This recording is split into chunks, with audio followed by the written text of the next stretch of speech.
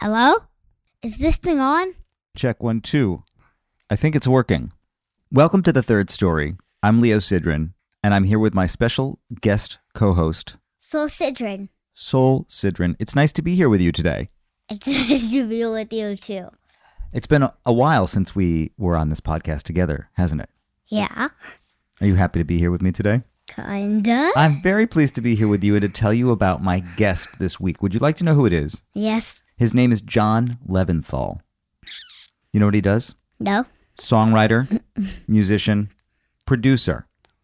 And I met with him in his house. In his house, he has a studio. Do you know anybody else who has a house in their studio?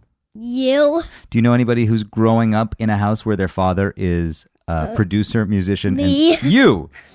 So I met John's son, who's a drummer and a musician, and he grew up in this house watching his father make records. And it kind of reminded me of you. The only thing is his son is older, and now he's a musician too. How old? You know, that's a good question. I think he's in college, so I think he's probably like maybe 20. Too old for you, if that's what you're thinking. I've heard about John for a long time because he has produced a lot of records that I love. Like what? Great question, Sol. I can't believe you asked me that question, and I didn't even have to ask you to ask it. Well, for example, Shawn Colvin, Sonny Came Home. That's a record that goes back a few years. It's a song that a lot of us remember. He co-wrote and recorded that song, produced it, won a Grammy for it. How? He produced the record. It was a successful record. And then the committee of the Grammys sat around and decided which songs they should vote on for the Grammys. Then all of the members of NARIS, of the National Academy of Recording Arts and Sciences, got this packet in the mail where they were supposed to choose like a multiple choice who gets to win the Grammy. And in the end, that record won a Grammy. So now when we say John Leventhal, we say Grammy Award-winning producer, songwriter, and multi-instrumentalist John Leventhal, because he won a Grammy. I think he may have won some other Grammys too. Marc Cohn, there's a song called Walking in Memphis that he didn't produce, but he arranged and played a lot of the instruments on it. And I remember the first time I heard that song, I really was taken by it. As a musician, he's played with Jackson Browne, Willie Nelson, Bruce Hornsby, Elvis Costello, Emmylou Harris, a great list of incredible career artists. Paul Simon. I mean, oh my God, it's just crazy. He is a very sophisticated producer. Do you know what that means? He's good with the music? Totally. That is totally what it means. He is good with the music. I wanted to talk to him to find out what makes him so good with the music. And he's a kind of person who's very philosophical about the way he thinks about things. He's very thoughtful. And he's also very technical because he's got his hands on everything. On most of the records that he makes lately, he plays most of the instruments. He plays drums, bass, guitar. Anything else? I don't really know. Shaker and clapping. He always has clapping and shaker on his records, and I asked him about why that was, and we talked about that. What did he say? He said that it's because when he first started making records, before he could even afford to call a drummer or other musicians, he had to make demos in his house with just whatever he had lying around. So he had some shakers, and he could clap because obviously you clap with your hands. You have most people have hands available to them to clap. So that's how he started using shakers and clapping. He is married to another fantastic musician and songwriter named Rosanne Cash. And together they work regularly. He works on her records, he tours and performs with her. Does she do anything with him? Yes, she does a lot with him too. They collaborate. They do a lot of collaborating together. So we spoke a little bit about the work that they've done together. And I'm going to tell you one other crazy thing that might blow your mind just a little bit. What? He is from New York originally. He lives in New York now. He is often associated with what's called Americana music, which is like almost more Southern music, folky Southern style music, kind of more like the music that comes from Nashville generally. But you know where he went to college? Where? Madison, Wisconsin. Wow. Who do you know who went to college in Madison, Wisconsin? Your parents? Who else? My mom? Who else? You? And he also spent time in Madison, which is kind of a funny coincidence for those followers of the Third Story podcast who might notice my slight fixation on things orbiting around, passing through, and somehow related to Madison. Speaking of regular listeners to the Third Story podcast, You might know, if you listen regularly, about how you could support this project. Do you know how people can support this project? Of course, just go to patreon.com/thirdstorypodcast to support this valuable program. Now, don't ask me to do any more of this, or people will say I'm being exploited for my youth and charm. Okay, fair enough, Soul. Thank you. You've done enough already. Soul, you know, this happened to me twice over the summer. I was recording interviews with people in their homes. I had my trusty mobile recording device with me, and something went wrong. What? It turned off. And I lost part of the interview. I don't even want to tell this to my listeners because I don't want to give you a sense that you're missing anything. But the fact of the matter is there is a chunk of this interview that is lost to history. And I want to apologize to John for being so generous with me, offering so much of his time and not being able to share that part of the conversation. So I want to offer something to the listeners right now, Soul. What? Well, as you know, some people simply listen to this podcast, and that's great. If all you do is listen, that's enough. You're doing something. Then you have people who patronize me. That means that they give some little money to me to support the project. The people that support me, they give different levels. Some people give $1 or $2. Some people give $5 a month. Some people give $10 a month. Some people give $50 a month. So here's my offer to those patrons at the $50 and higher level, and you know who you are. If you want to know what you missed in this conversation when the machine accidentally turned off, let me know, and I will personally call you and give you my imperfect yet emotionally true and authentic recollection of that conversation. Does that sound like a fair offer? Yeah. Yeah. I can't play you the episode, but what I will do at the $50 and higher pledge level is I will call you personally and tell you what I remember about it. I'm just going to let this roll now. Here's my conversation that I had with the great John Leventhal. I'm a big fan, and I have to say this was a pretty cool conversation. Third-story.com is the place to go to check out all the past episodes, subscribe, sign up, say hello. Of course, Soul has already told you about Patreon. Anything else we should tell the people? No. Without further ado, John Leventhal. Is this going to work? Yeah, this is going to be perfect. This is going to be great. This microphone is overqualified. I mean, I have a couple of great 67s, but Yeah. it's sort of like Motown. I won't let anybody move them. Like that one lives there, and the other one lives over the drum So you want to set. do a vocal, you have to sit in that corner. That's right, yeah. The only thing about building the studio was once I mic'd the drums, it's like I said, I'm not moving it, I'm not Yeah. patching anything, just let's get the drum sound and then we're done. Yeah. We never have to do so. That there's a 67 behind the kit that never has been moved in 3 years. I think that is a kind of fantasy. I mean, I'm set up a little bit like that in my own small way in my house. I like to be ready to work all the time. That's the only reason I built this was that I wanted it. I was so tired of having to patch shit in whenever I had an idea, and I just wanted to be able to turn everything on and go. End of story. Boom. Yeah. Not think about anything of patching. Particular, I'm sick of patch bays and patching. So the first question that sort of raises for me, though, is like on the one hand, every record that you do, every project that you do is like its own animal. True. And on the other hand, there's kind of the John Leventhal drum sound that's ready to go. No idea what that is, sir. Right. I have no idea. I plead ignorance. But you're set up for it. I mean, you're Yeah. ready to roll with it. Yeah. Well, it's just, over the years, so I've been doing the production thing anyway. I started in 88, so it's like 30 years. In the beginning, of course, I had no idea what I was doing, and I did it in a fairly, I assume, traditional way where, you'd hire your session guys or your rhythm section, and I would either play with them or sit in the control room and theoretically guide it through and da-da-da. I mean, I did that for a long time, and then, I always had a little bit of a facility on instruments. I was just lucky that way, and then, being in studios and around instruments for over 3 decades, you just start playing it more and more, and so eventually when I would write songs or think about songs or do pre-production, I would be, oh yeah, I know what the drums should do on this. Let me map it out. And then I started to get lucky, and I was starting to well, this has got a little something that's more eccentric or quirkier than if you hired, session guys. And so when I built this place, I just wanted the ability, if the inspiration was coming, to do it quickly without having technology get in my way, basically. Mm-hmm. I was trying to shorten the route to making music.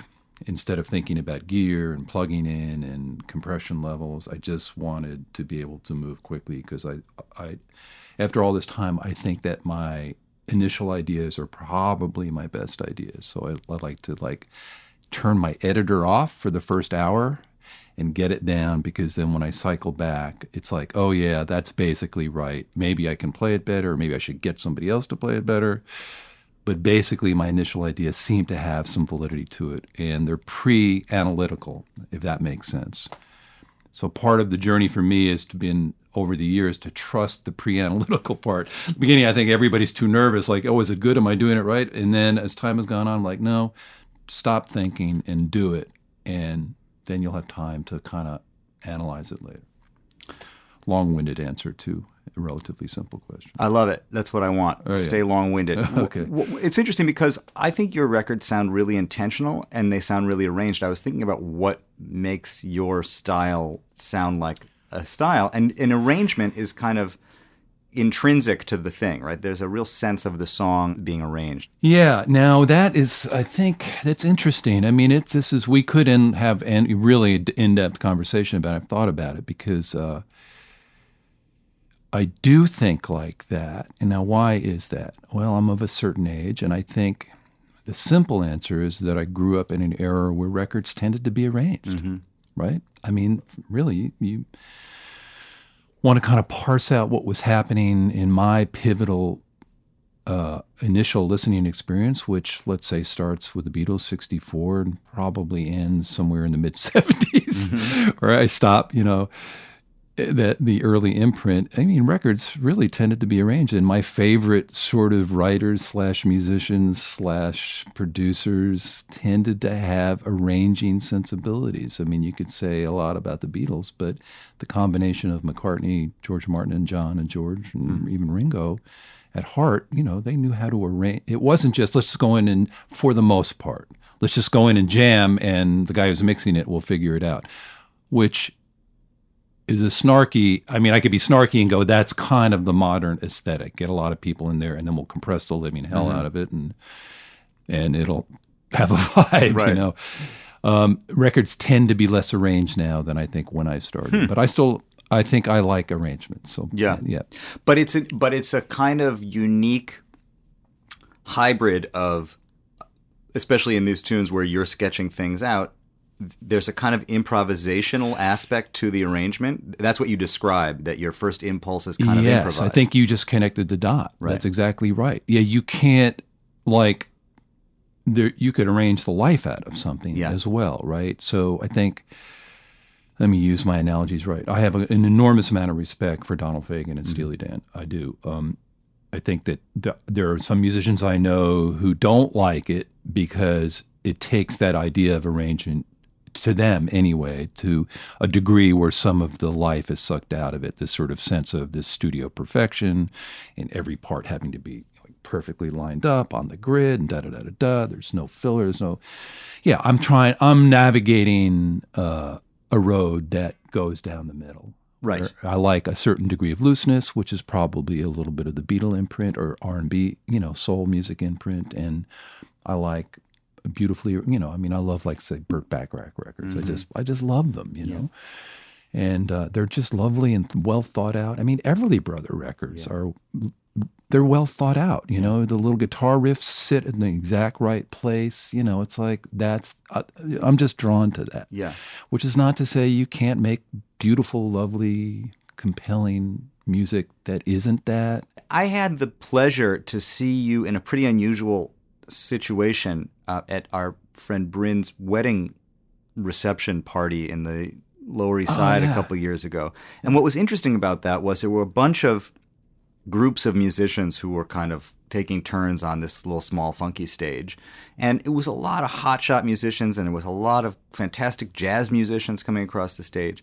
And you and your wife Rosanne got up and sang a song or two. And my memory, I mean, you may not even remember what you played or what happened that day. I don't. But I remember doing it, but I don't remember what we did. My memory of it was that it was like, the adults have entered the room. Like, I'm not sure that's good, dude. Right. I don't mean to say old Grandpa's people. here. I don't mean to say old people. I mean to say that there was a simplicity and an intention and an elegance and a kind of like no frills, no bullshit, but total musicality coming from the two of you. Oh, that's good. Well, God, that's high praise. Thank you. It sounded like a record. I mean, my memory of it was like, here's a guy who has made a lot of great records playing guitar, and there's nothing unnecessary coming off of the stage.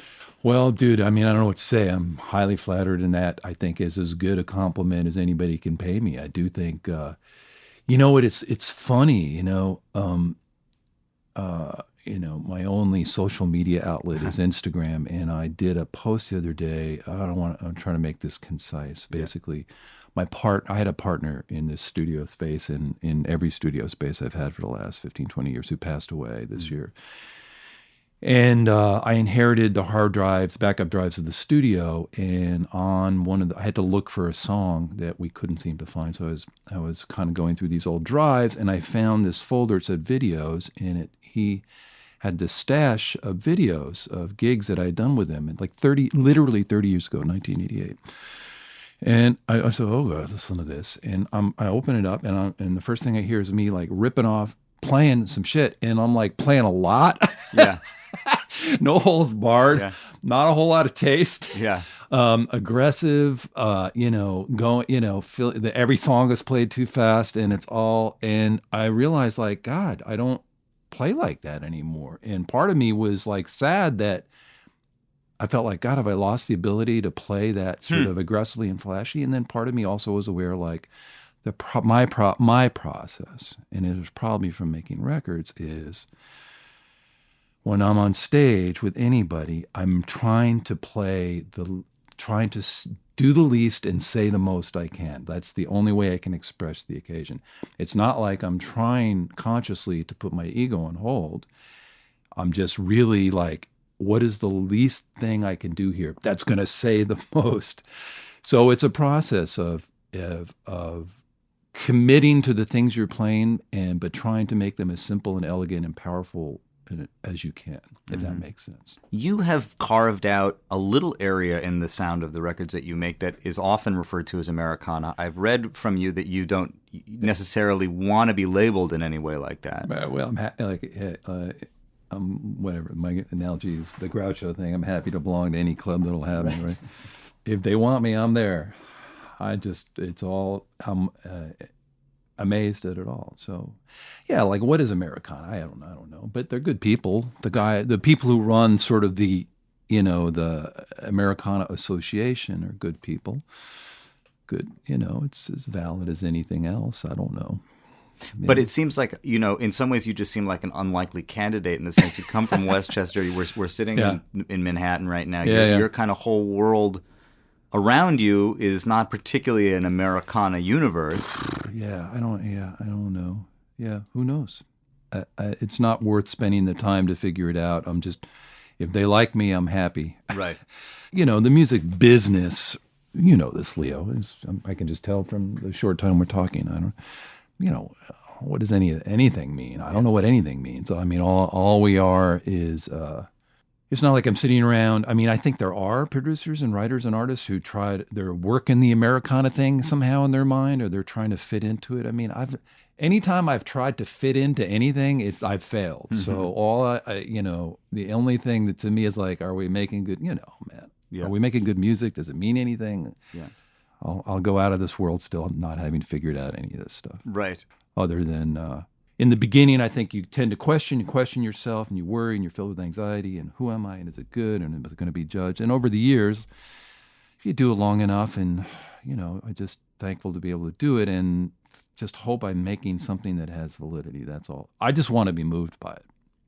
Does success change that? I mean, whether or not success is... I don't even know if it's like, am I successful? I don't know. I mean, I'm not T-Bone Burnett.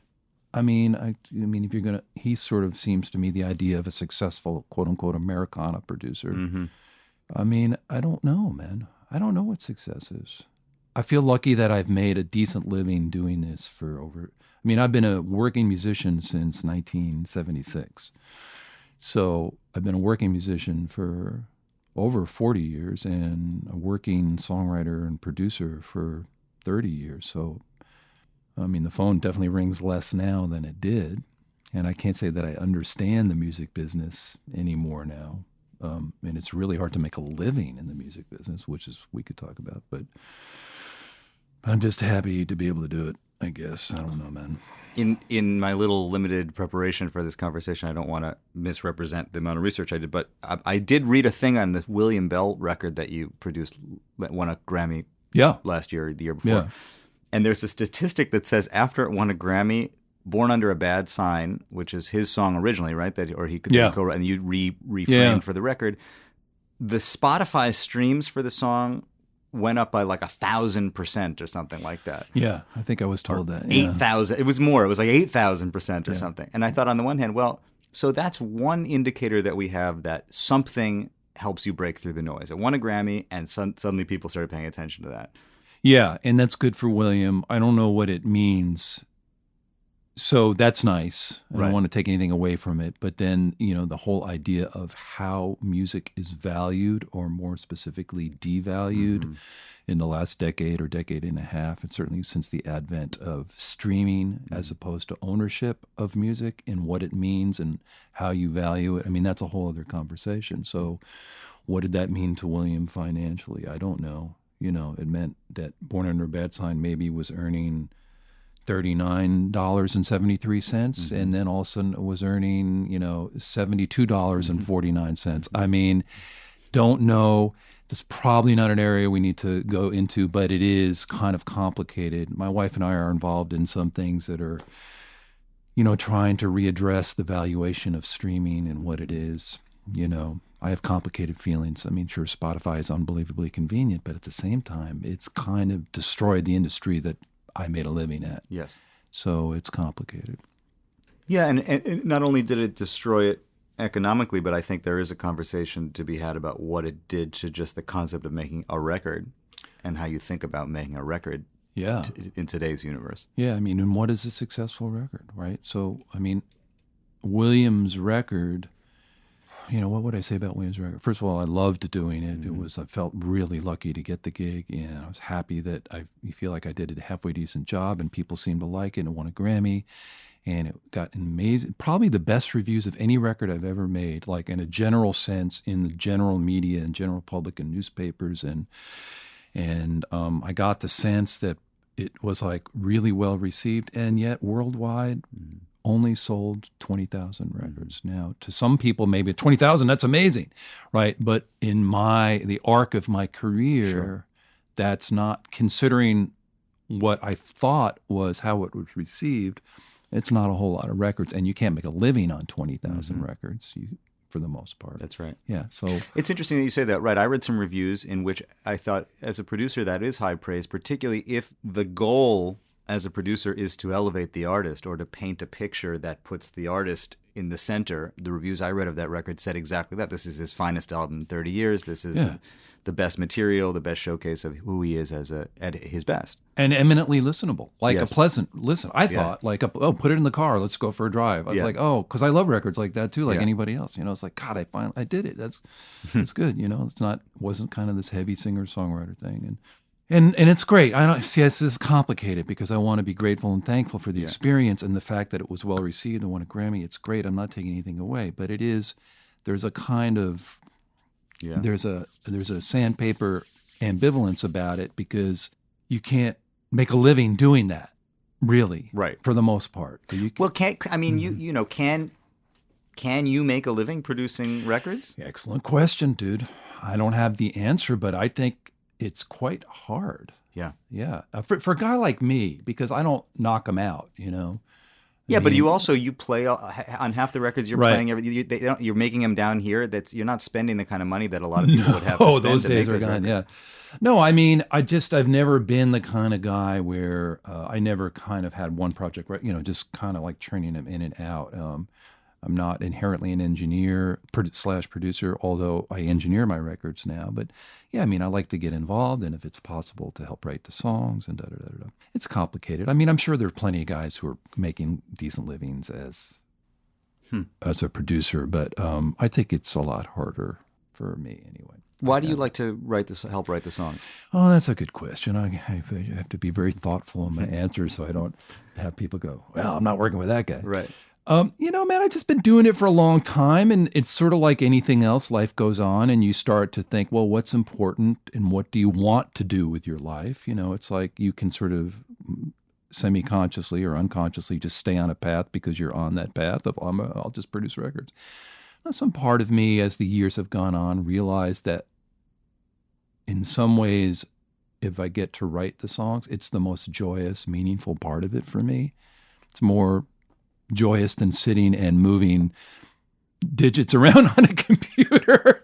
I mean, I don't mind doing that, and I like getting good results and making good records, but it's like the more joyous part is to write and create music, and so that's kind of the deepest part of the experience. So like, well, why shouldn't I? If I want to do that, it's like, as I've gotten older, it's sort of like, I'm thankful that Rosanne and I, for example, get to go out and do 50 dates a year, because it's really about making music and being in the moment and spontaneous, and it's less about moving zeros and ones around, which, I'm grateful for the technology and what it provides, but at the same time, it's not nearly viscerally as deeply meaningful to me as writing songs or playing on stage, or, that's really what's meaningful to me. John Leventhal on the viscerally, deeply meaningful things. Well, folks, this is the moment in the conversation in which the somewhat now notorious Zoom H4n multi-recorder made its own contribution to the conversation. Of course, I'm referring to that moment in which it turned itself off. So there's this missing piece that we addressed earlier that I cannot share with you, although, as you may remember my offer to you, patrons, you know who you are. Let me know if you'd like a personal phone call, and I'll tell you what I remember. Anyway, we pick up now, sometime later, talking about the technical aspects of recording and some questions of process, but also kind of philosophical questions. We start out talking about the role that technology plays in dating the sound of music. And specifically, we're talking about the Shawn Colvin albums that John produced maybe 15, 20 years ago, and about why maybe they hold up over time, what makes them sound more timeless and less dated. And as I mentioned, where we pick up, this is somewhat related to a series of conversations I've had with other engineers and producers.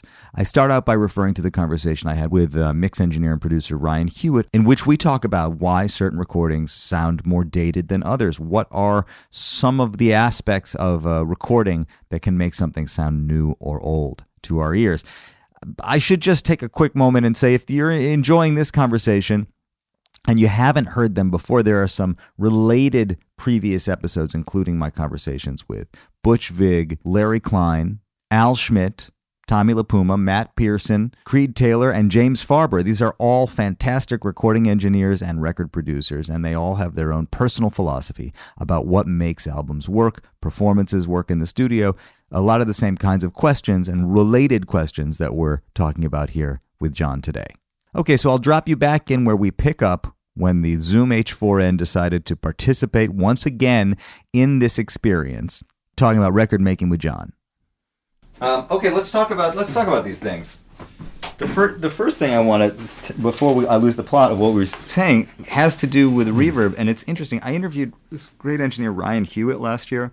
Ryan is a great mixer, but he mixed the last Lumineers record, which is like the icon of big roomy kick drum compressed, and it's that contemporary sounding thing.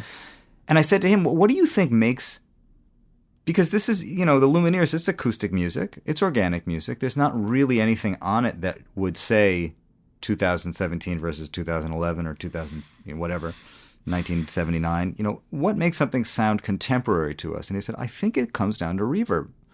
The size around things will speak to a time and a place. And what you just said, in a related way, is kind of making the same point, which is, even though this big roomy kick drum thing is organic, it still may speak to us in 10 years or 15 years as being of this moment. We're going to hear that and go, this sounds like it was a production from a certain time. And what I said about that Shawn Colvin record, the second one, was, I can't really tell when it was made. Yeah, it's good. Yeah, and it would be nice if the William record sort of ages that way too. Yeah. Well, okay, so what is this conversation? It's about how we use or abuse technology or what's available to us.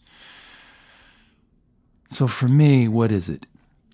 It's sort of the unfortunate nature of once you do this, like Yes. we've done it, and you've been behind the curtain and you've seen the wizard. Yes. When the wizard's presence is too obvious, Yes. it detracts from the experience of just hearing the music for me. This is a super complicated... That's an interesting thing because you right. want it to be taken Yeah. care of and looked after, but Yeah. you don't want... So when I hear like a Lumineers record, I hear like, oh, the I hear like that's not what it sounded like, dude. It's never sounded like that. So you guys just went into a computer basically and squashed the living hell out of your room mics. And I mean, I've to be honest, I've never sat through a Lumineers record. I saw them play at an Americana award show once, and I thought, oh, they're good. I actually liked them. Lead singer was charismatic. It wasn't filled with this gigantic anthemic room sound or whatever. It just sounded like good music to me. So to me, that's all distracting. Yeah. And it takes away from, if this is a goal, which I'm not even saying it's necessarily a valid goal of to create timeless records. Like, is that the goal? I mean, it is for me, but I don't even know. I mean, like, should that be a goal? I don't know. Maybe I should be trying to have bigger drum sounds. I think we're compression crazy, which is bothersome to me. It's like it's exhausting, and the lack of dynamic. All right, now here's the cranky. All right, here's the adult in the room. Yeah. All right, now he came out. in. He's here. He came in. He was trying to be young, Young and hip, yeah. Now the cranky adult came in, which is the fucking way people use compression, because it has the illusion of creating energy and power, and whatever it is the compression does, it's also exhausting. And I just like records that breathe more and have more dynamic. So I have a complicated thing with it. I am probably I'm compressing more now than I ever have in my life on this thing I did with Rosanne, because Tucker's mixes were so compressed. And it was like, Jesus, my mixes just are disappearing without actually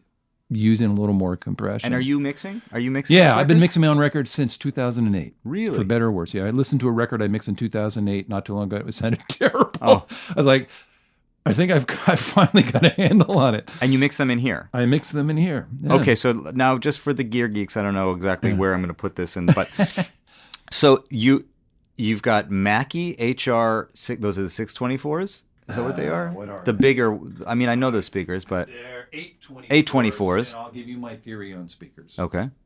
Well, I'm not advocating that. I'm not sitting here going, these are the best. They sound great. They're what I understand.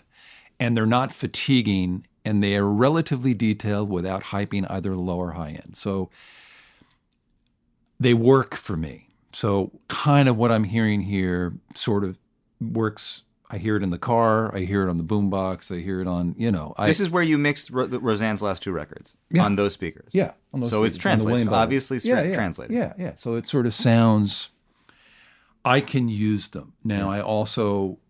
I have these cheap Radio Shack speakers that I've had for 25 years, which are still useful. So I will turn my levels down significantly down, as though somebody has their iPhone on over in the corner, to hear what's actually coming through on speakers that aren't totally bass heavy or whatever. See if the vocal's loud enough, or if it's too loud, or hear if your guitar line that you want to be articulate is actually articulate. So I have different things that I do. I sum to mono a lot to see.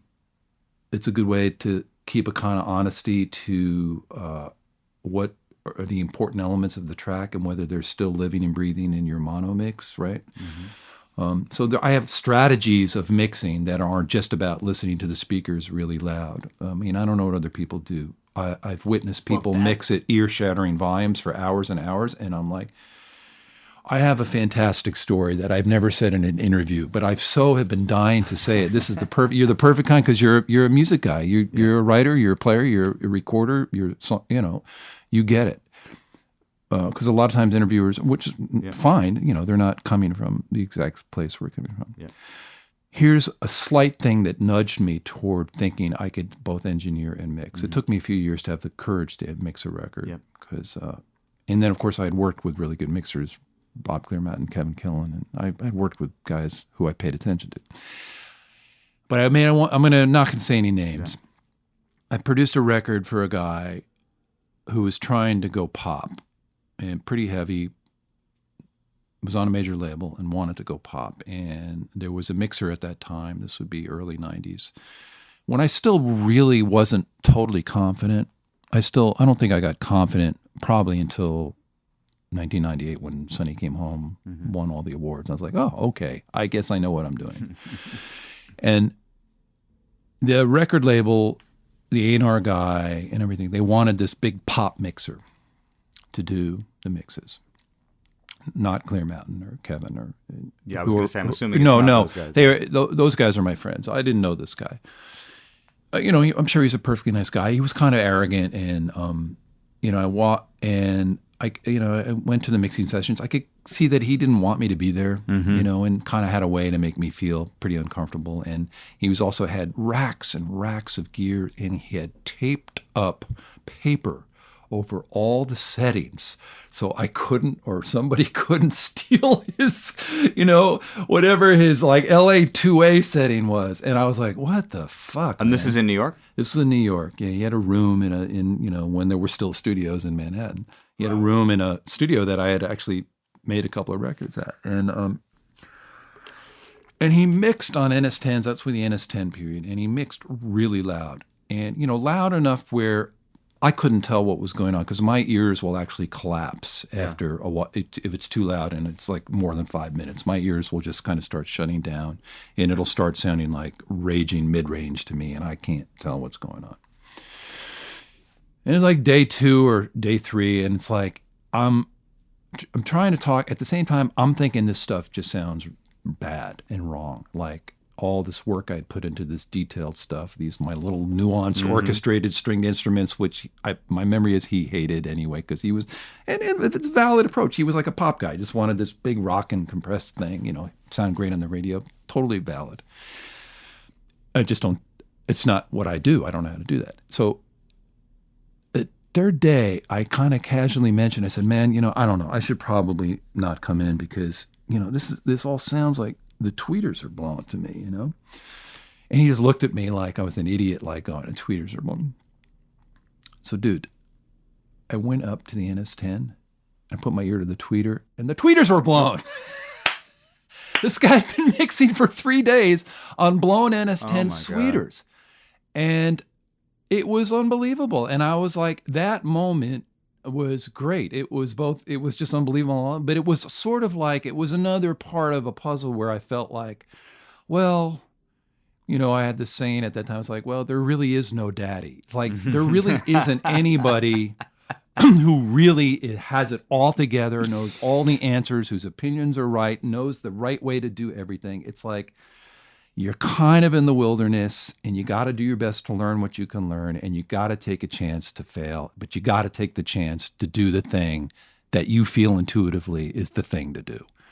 And you got to take a chance. And then you're going to find out whether you're any good or not. And you're going to make mistakes. Like I said, the first record I mixed 2008, I couldn't listen to it now without cringing. But at least that experience of like, well, this guy's getting a point and probably $5,000, probably making more to mix it than I made to produce it. Yes. At that time, those days are long gone too. But it's actually, like if he can sit here for 3 days without the tweeters on and not knowing it, I said like, well, I'm game for trying to engineer and produce. Right. Yeah. I love this. There really is no daddy. Yeah. That really is like, that's some serious wisdom because I think it's so easy to get caught up in the idea that there's somebody else out there that's got more shit together than you do, and they're more qualified, or they're this, or they're that, and everybody's out here bringing what they have. Yeah, and probably suffering from the same insecurities that you are. Like, which is not to say that there aren't people with a lot of knowledge and in some ways and somehow, sometimes have their shit together, but in a general sense, nobody has it completely together.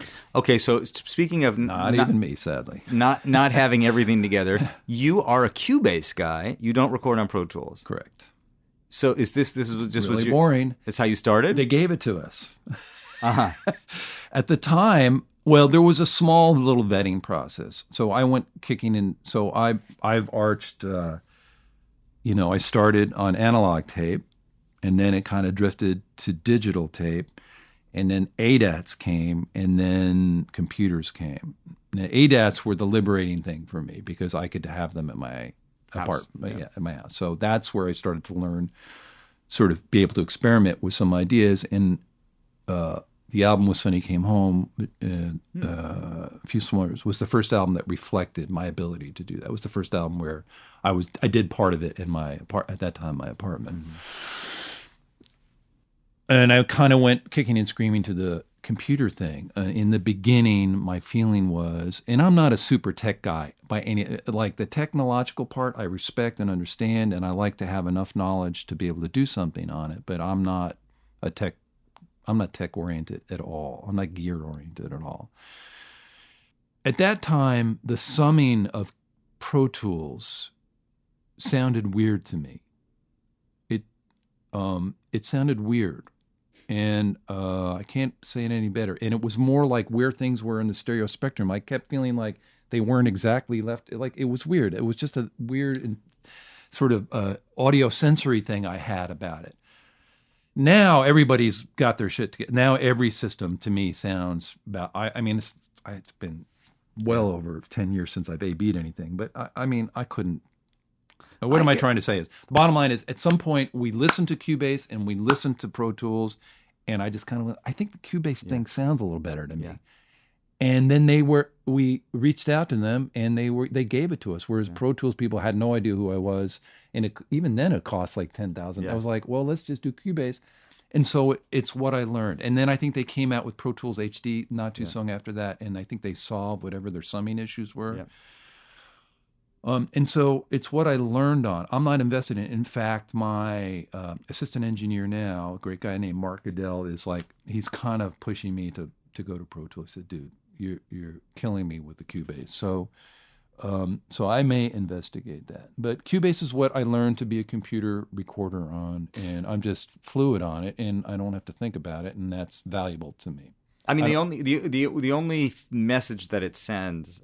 That all makes perfect sense. The only message that it sends is that you are a self-contained, you're an island in the sense that, in order to walk into any other room, somebody's got to turn it into Pro Tools. You got to send stems that you got to bounce things out. Yeah, it's not that big a deal because when I do that, my shit's pretty organized. So creating stems is pretty easy for me. It's like I can do it in like 10 minutes for any particular song. It's not that big a deal. Right. Yeah, would it be nice to just go and open?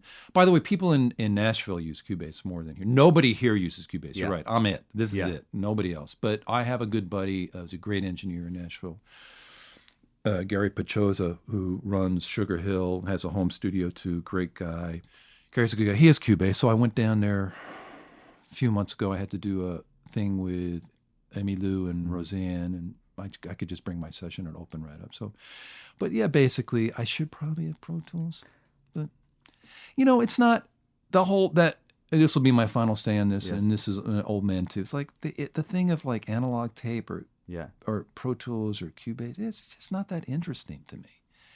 It's like, I don't think that's how we're experiencing any of this. You're not sitting there going, if the song is great and produced well and sung great and recorded reasonably well and arranged reasonably well, you're not sitting there going, oh, that's a bummer. I could tell this is recorded in a computer. Oh, no. Yeah, man. I could tell they didn't put a 20 or 2-inch 16 track. Like, oh, man, I can't even listen to this. It's like, it's kind of like the last 2% of what's interesting about making records. It's like, oh, is it, the high end slightly attenuated and smeared in a beautiful way and kind of tape compressed because you had a 2-inch 16 track machine? Maybe, but the song sucks, so I don't give a shit. Right? I don't know. You know what I mean? It's like, is it interesting? Mildly, but of all the other things, like with the things we've talked about, grooves, drummers, shakers, Ethan, that was infinitely more interesting to me. I have three, maybe less interesting, but three elements of recording that I noticed in some of your records that I just thought, well, I got you here, I'm going to ask you about. The first is you layer guitars. You love to layer various guitars. Tried to do less of it. Yes, I've certainly been guilty of it, yes. When you're recording / arranging and figuring out how 3 or 4 guitar parts are going to live in the same world at the same time. Is it something that you're conscious of as it's going down, how to record it? Have you developed techniques to be able to layer all those guitars? No, it's kind of a painful thing there's a slight degree of pain at this point. No, because it starts kind of, like I say, the first part is kind of disorganized and intuitive, and I try not to bring my critical producer sensibility to it. I try to just let the shit come out. So inevitably, the way the guitar parts end up is I'll just play. Yeah. I'll sit there and I'll just play. I mean, I see the process as being the exact same as if I had a band in here and they've never heard the song before. Here's the song. Here's the chord change. Let's play it. Oh, nice. Okay, let's play it again. Oh, okay. Bob, I like that guitar thing you did in that second verse, that little figure. That's cool. Can you do that, repeat that, and then maybe bring that motif back the second time? Okay, let's play it a third time.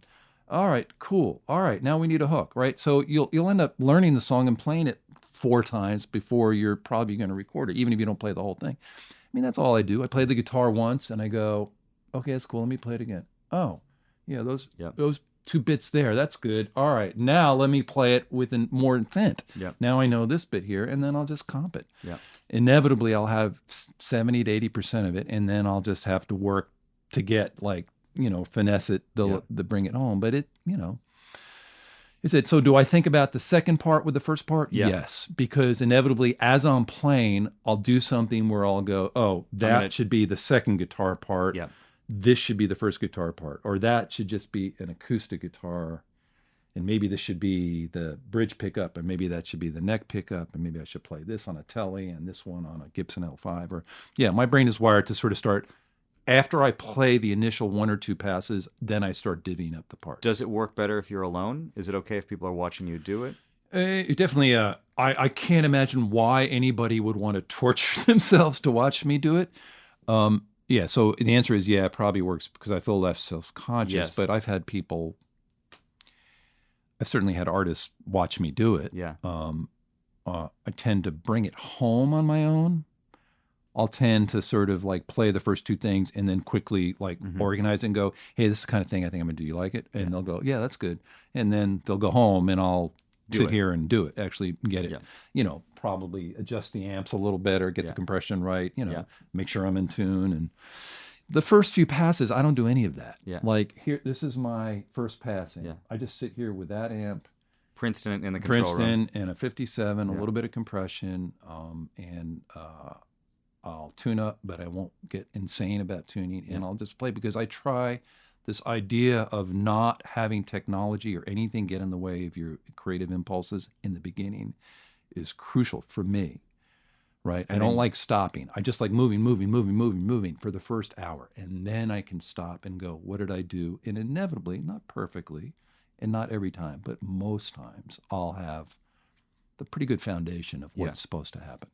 Backing vocals, particularly on the last Rosanne record, although I've heard it on some others, there's this incredible group compression in the vocals. I heard it on a bunch of records, the way backing vocals sit, and I wonder if are you recording groups of backing vocalists? Are you? Yeah, right. I like the sound of say the black background singers. I mean, I like that just slight overlay of church or soul or R&B music.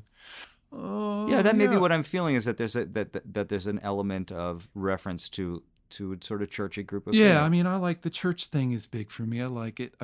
Did you grow to church? I didn't, no, but the church music thing, both black and white, is deep. I mean, I don't know. I love it. I just love hymns and I mean, it's hard not to like the black church tradition because it's basically what informs a lot of the music I love from growing up, R&B and soul music. Yes. Country music. I love white gospel too. I mean, I don't like contemporary Christian music, but I like, when I was, in my 20s, Jimmy Swaggart used to be on at 2 a.m.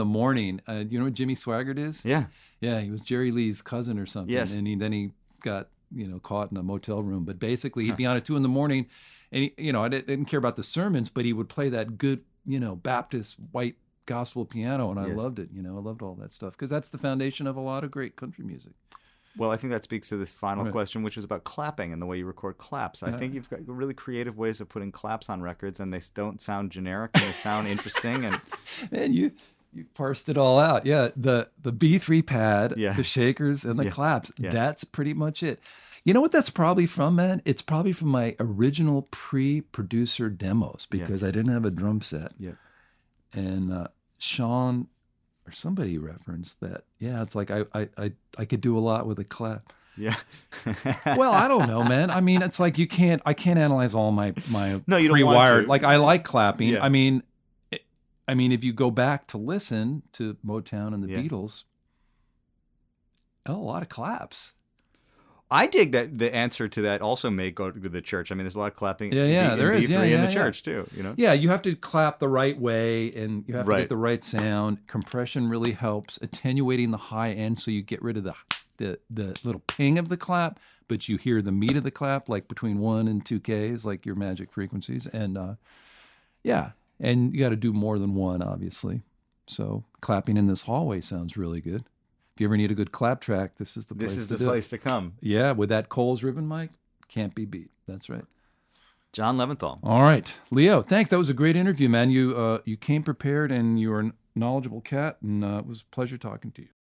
There he was, the great John Leventhal. It was a nice conversation, wasn't it? Yeah. What do you think, Sol? Is he good with the music? Yeah. Nice guy to talk to? Yeah. So I want to thank you for being here with me today. It is just such a pleasure to have you here. You think you'll do it again sometime? Maybe. Maybe. People will start to think that you're taking advantage of me. Oh, you think I'm taking advantage of you, Miss Can I Have 2 Desserts, please? No. I'll be back soon with another great episode. Until then, I'll talk to you soon. bye, Sol. Bye.